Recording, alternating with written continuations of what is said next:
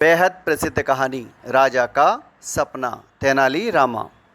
एक बार सुबह दरबार में राजा कृष्णदेव राय बहुत चिंतित दिखे। तेनालीराम ने राजा से पूछा कि वह इतना चिंतित क्यों दिख रहे हैं। राजा ने कहा कि रात को उन्होंने एक सपना देखा था जो उन्हें परेशान कर रहा है। तेनालीराम ने राजा से उनके सपने के बारे में पूछा। राजा ने कहा कि उन्होंने बादलों में तैरते हुए एक सुंदर महल देखा है जो कीमती पत्थरों से बना हुआ था और उसमें एक सुंदर बगीचा था। लेकिन अचानक सपना टूट गया और राजा सपने को भूल नहीं पा रहे हैं। तेनालीराम ऐसे सपनों को व्यर्थ बताने ही वाले थे कि राजा कृष्णदेव राय के एक अन्य चतुर मंत्री और पंडित ने राजा से कहा कि उन्हें अपने सपनों को पूरा करना चाहिए। चतुर मंत्री और पंडित राजा से ऐसा इसलिए करने को कह रहे थे कि मौका पाकर अपनी जेब भर सके। तेनालीराम चतुर मंत्री और पंडित की योजना को समझ गए, लेकिन उन्होंने उस समय राजा से कुछ कहना उचित नहीं समझा क्योंकि राजा अपने स्वप्न को लेकर बहुत चिंतित थे। राजा ने मंत्री और पंडित को अगले ही दिन काम शुरू करने को कहा। इसी प्रकार दिन बीतते गए।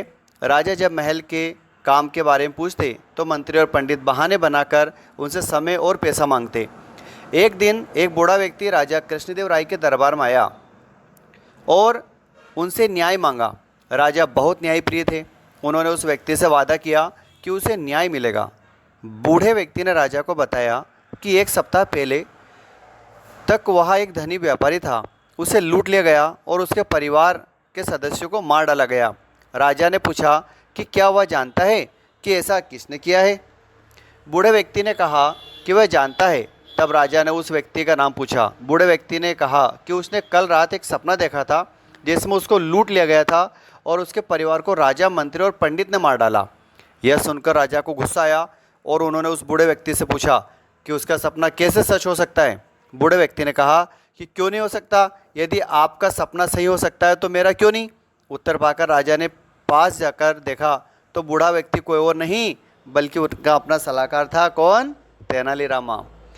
तेनालीरामा की इस कहानी से हमें शिक्षा मिलती है कि हमें असंभव सपनों का पीछा नहीं करना चाहिए।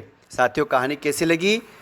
कृपया चैनल को लाइक, शेयर और सब्सक्राइब जरूर करें। इसी प्रकार चैनल और वीडियो देखने के लिए आपका बहुत बहुत धन्यवाद। आपका फ्रेंड RK। मिलते हैं नेक्स्ट वीडियो में।